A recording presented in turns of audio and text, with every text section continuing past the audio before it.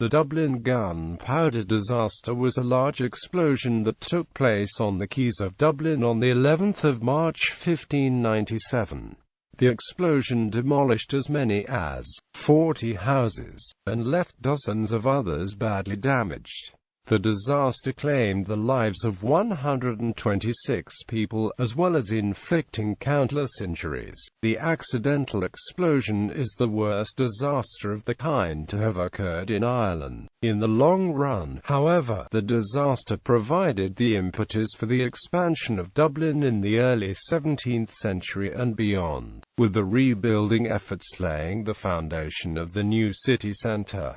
Explosion of the 11th of March. In the early afternoon on the Friday of the 11th of March, a consignment of gunpowder barrels was being unloaded by crane from a lighter moored at the dock close to Woodquay. Shortly after 1 o'clock, as the wooden crane was shifting 4 barrels of gunpowder towards the quay, catastrophe struck. 140 barrels of gunpowder that had been resting on the riverside were engulfed by a massive explosion, transforming the quayside into a scene of devastation. A crane and train house, which were sighted by the barrels, were torn asunder, and the force of the blast was felt far across the city. Nearby, many houses owned by merchant families facing the River Liffey were consumed by the blast, some of them collapsing, others badly defaced. Such was the force of the blast that some buildings in the suburbs of the city were damaged as debris rained down across Dublin. The dozens of riverside labourers who were unlucky enough to be working in the area had no chance of survival. Body parts were found scattered hundreds of yards from the crater left by the explosion. The contemporaneous Gaelic chronicle known as the Annals of the Four Masters describes the disaster.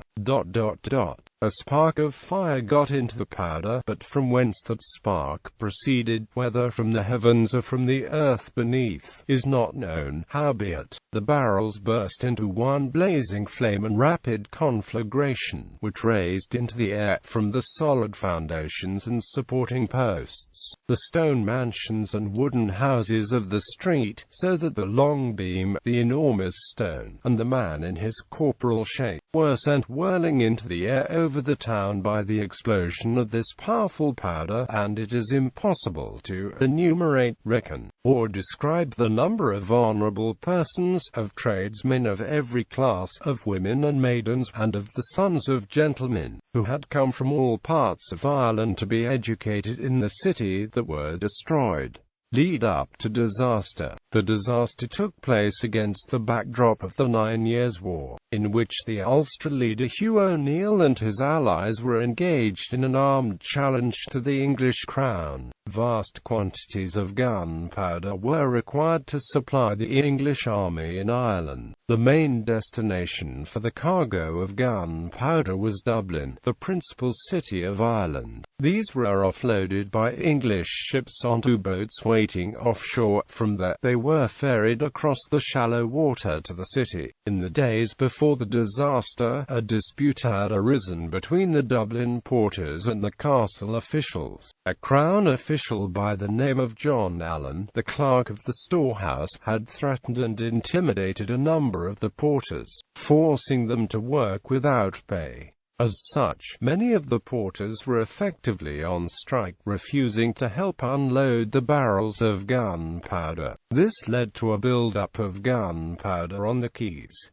This series of events set into motion the disaster which was to follow. Exactly what triggered the conflagration of the barrels was never determined, although the day of the explosion was noted as unusually dry. Given the circumstances, an accidental ignition in one of the barrels was not improbable. Aftermath. Dublin rebuilt. The disaster claimed 126 lives, both men and women, and mostly locals. At the time, the population of Dublin was not quite 10,000, so the impact of the death toll was significant, representing over 1% of the population of the city. Although the immediate impact of the disaster was horrific, the rebuilding that took place in the early 17th century paved the way for the dramatic expansion of Dublin in the 1600s. In contrast to the timber that was widely employed in Ireland in the medieval and Tudor era, much of the new building was in brick. The rebuilding effort also spilled into newly reclaimed land in the east of the city. This facilitated the dramatic growth of the population of the city, from less than 10,000 in 1600 to around 20,000 by the 1630s.